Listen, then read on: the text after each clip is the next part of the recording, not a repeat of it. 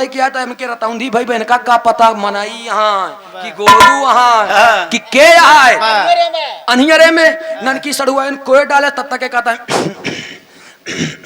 जब इतना कहते तो ननकी सड़ुआ कोई रोड के ढाई के फिर दोस्त से चिल्लान अरे चोर चोर चोर। अब जब चोर चोर कहन गांव वाले उधर सुनाते हैं कि जीजा कहता है ए ननकी अरे तो जीजा ही रे। गांव वाले क्यों कंडी क्यों ऊपरी क्यों लाठी क्यों डंडा क्यों घुंडी क्यों चप्पल क्यों जूता लैया के मर लात जूता ही जूता मर कंडी मर लाठी लाठी मेर के एकदम धोंगार दहन। अच्छा धोंगार दहन एकदम जीजा कहे बाप पहली बार पच मिलवा पाए ही पता नहीं कहीं मेल कहीं मिष्ठान मिला बोला ना। अच्छा तब तक बुढ़िया आएगी बेचारी कहूं से। अच्छा बुढ़िया आए देखे और तो चिन्हिंगी की तो हमार दमादा जब देखें कैसे कहो कब रे बाप अम्मा ए अम्मा तोहरे गांव वाले बहुत अच्छा खातिरदारी करे। अरे दुल्हा बन के हम आए हमारी हम घूमे तोरे बिटिया के हम लइए सवेरे सारे आंधा रह चिन्हन नहीं है गांव के दमादाटी हम कहन तो तू नहीं बताई पाए जब पीछे घूमे पूरा लाल लाल देखान ना वही माई लगी रोवे अरे मोरी दामदा अरे मोरी दामदा मारे तो गौना। अच्छा रोवत है लेकिन तब तक इन उस्ताद हमरे तर्ज लगाई दे। कौन तर्ज लगाई दे मास्टर साहब? अरे घुसुरी का व्यापार था गसार बरधा अरे घुसुरी का व्यापार था सरिया माझारी घुसुरी का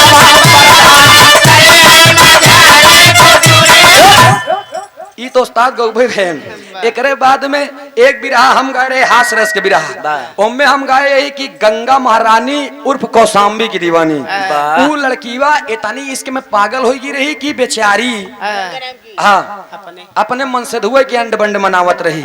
लेकिन हैदर गुरु जी एक बिरहा और गायन सत्यन सुइया में का गायन की हुपहिनी तीनों देवी लक्ष्मी पार्वती और इधर ब्रह्मांडी तीनों जने सती अनुसुईया के ईमान डिगावे पर भेद दे रहे तीनों देवता के ब्रह्मा विष्णु महेश के आए लोग तीनों जने आए तब रे बाप सतीत्व को ना डिगाते हुए जा करके अपने पति अत्रिमुनि के सामने उनकर तस्वीर बना के दिवाली में आज्ञा लेन की प्रभु आई यहाँ तीनों देवता का करिए कहा था नग्न हो करके मुझे भोजन खिलाओ। अत्रि देव कहन रे बाप महारानी तू बड़ी खुशनसीब यहाँ जाओ वहाँ पर चौरी पे जहाँ पूजा करी थी हुआ हमारे कमंडल में जल है छिड़क दिया वो लड़का हो जाए आराम से नग्न हो करके आप भोजन बना करके खिलाइए। पहुंची सती अनुसुईया कमंडल से जल लेन तीनों जने के ऊपर छिड़क दे तीनों जने नान चोई चोआ हुई छह महीना का लड़का हो नग्न हो करके खिचड़ी बनाई और तीनों जने खियाइन कि कईयों दिन बीत है मर झुलावत यहाँ सती अनुसुईया खिलावत यहाँ। और जब तीनों देवी जान गए कि हमार मन से धु गए न उबैन भयन तीनों जने चल दिन पता करे चला सती अनुसुईया खिए देखी कहाँ यहाँ। और जब आयन तीनों जने बड़े क्रोध में ताव में कहने तोरे मुड़े के मांगी के बार बिल निकरा बाहर हमारे भतारे के फंसा के रखे जब निकरे सती अनुसुईया माई पूछिन कहन कसकाया कहन तीनों जने आई यहाँ कहाँ रखे चोरा की कहन वह बाटन जाए अपन अपन मन नहीं ले लिया। अब तीनों जने बेचारा हरन चलिन होत का भाई इधर कहना पड़ा मास्टर साहब। तीनों जने पहुंचिन चीन नहीं पावती है सती अनुसुईया कहा अरे गजब की हूँ बहिनी तीनों लड़कियां यहाँ लक्ष्मी पार्वती और ब्रह्मांडी सोचता है छुई तो ले ही लेकिन कहूँ ऐसा न हो पार्वती सोचती है कहूँ ऐसा न हो ब्रह्मा छुआ जाए। अब लक्ष्मी जी सोचता है कहूँ ऐसा न हो शंकर जी छुआ जाए। तीनों जने खड़ी हुई कहती हैं दीदी के इनका कहन माफ करा हमका बताई दे कि हमारे लोग के कौन मनई आटे हैं। तब सती अनुसुईया जी जल छिड़कते हुए एक बात कहें का कहीं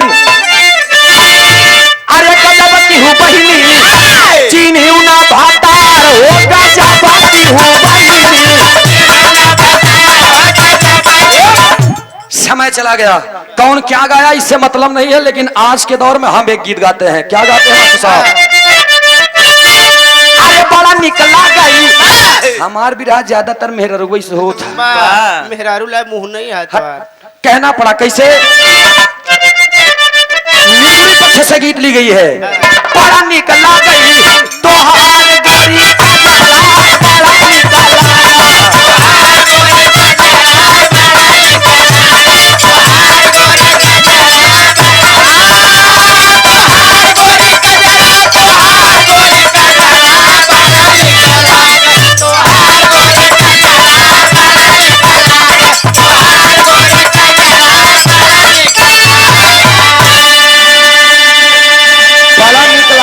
तोहार गोरी कजरा, माटी के मूर्तिया पे तारा जिन गुमानवा, माटी के मूर्तिया पे करा जिन गुमानवा, माटी में मिली जाई माटी वाला थानवा। बड़ी दर्दनाक लाइन लिखाई का, अरे छलक ना पावाई,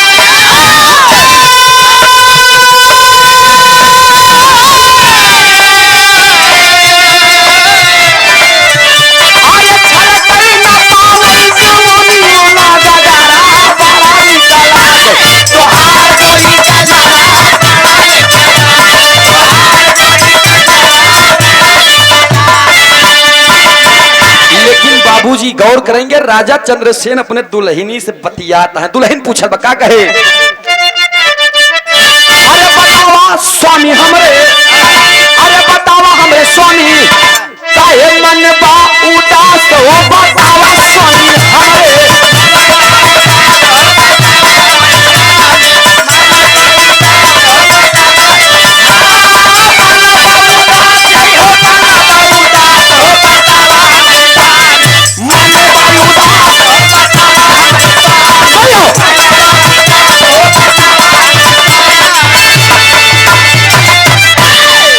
राजा चंद्रसेन से कहा, बस स्वामी आप डेली जाते थे, हंसते हंसते जाते थे और हंसते हंसते वापस आते थे, आज आपका ये मन गिरा हुआ क्यों है, क्यों आप उदास हैं?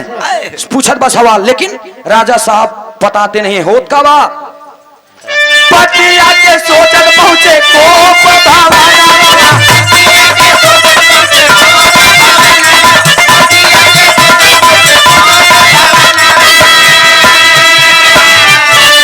पीछे पीछे रानी आपा पूछा के बयानावा,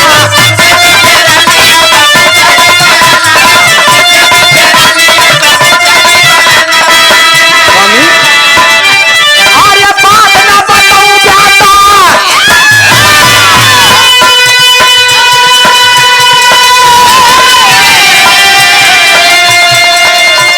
अरे बात ना बताई बात तो घूम गया के पास हो, बतावा हमरे स्वामी काहे मन बा उदास हो, बतावा हमरे स्वामी काहे मन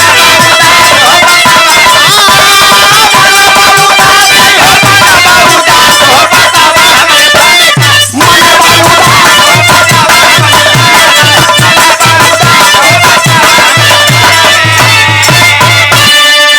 गौर करेंगे बाबूजी। कहते कहते घर में चले गए और लेट गए। रानी साहिबा चेड़ को दबा रही हैं और कह रहे हैं, स्वामी मुझे आप नहीं बताएंगे, मैं आपका पीछा छोड़ने वाली नहीं हूं, मैं मर जाऊंगी। लेकिन बिना पूछे मानव ना। जब इतना बात सुने तो उठ करके बैठ गए। महाराज राजा चंद्रसेन उठ करके बैठ गए और कहा कि अगर तुम सुनना चाहती हो तो सुनो मेरी बात। पापड़ के भाव में बताए देन। का बताएं?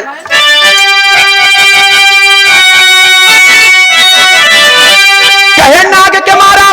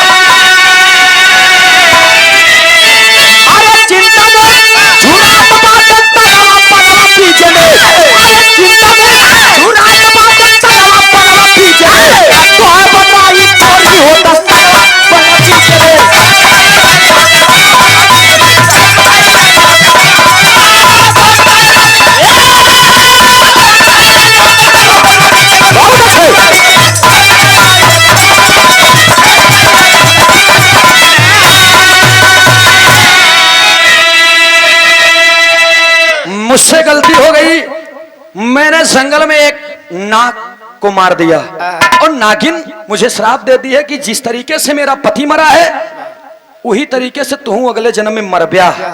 तब सब कुछ छोड़ दिए राजा चंद्रसेन। भोजन ला करके देती है रानी साहिबा। राजा चंद्रसेन कहते नहीं मुझे भूख नहीं है, हटा ले जाओ। हटा दिए। 1 दिन 2 दिन 3 दिन 4 दिन 5 दिन 6 दिन 7 दिन खाना छोड़ दिए, दाना पानी सब छोड़ दिए। तबीयत बिगड़ने लगी। और जब तबीयत बिगड़त बा धीरे धीरे धीरे धीरे बुखार से तमाम प्रकार के मर्ज पकड़ लिए। पूरे दुनिया में इलाज हुआ, लेकिन राजा चंद्रसेन बच ना सके, पीड़ित है।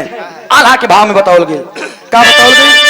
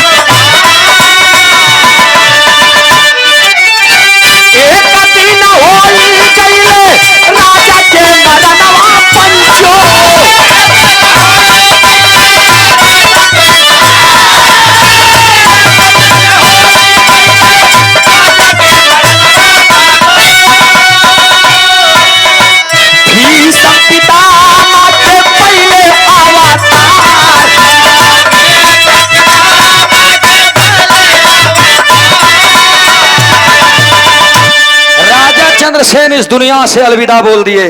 वही राजा चंद्रसेन के अगला जन्म भा तो कोई और नहीं, वही राजा चंद्रसेन भीष्म पितामह के अवतार हुए। और जब भीष्म पितामह के अवतार बहन मर कांटा हुआ तो कांटा चुभा रहा, जब इनके मर बाण चुभा रहा ना, तब द्रौपदी बताओ कि याद करा तू नगवा कौन और नहीं है, अर्जुन रहना अर्जुन, और नगिनिया कौन और नहीं हम रहे, हम दादा हम ही श्राप दे रहे कि जितना कांटा हमरे सैया के तन में चुभब उतना तोहरे चुभी। गिन लिया जाए के जितना नागफनी के डार के कांटा नाक के घुसरन उतना बाण तोहरे छेदी बे, खूब बाण छेदे बाण पोलराया हाथू। अरे बाप रे बाप, नगिनिया कहा हम नगिनिया रहे द्रौपदी।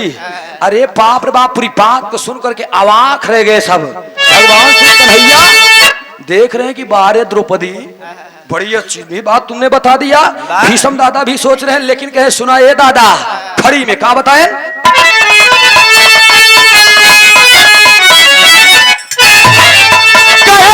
पूरे कर्म का झोली में पाप हड़पे, अपने कलगी से भीष्म पितामह तड़पे।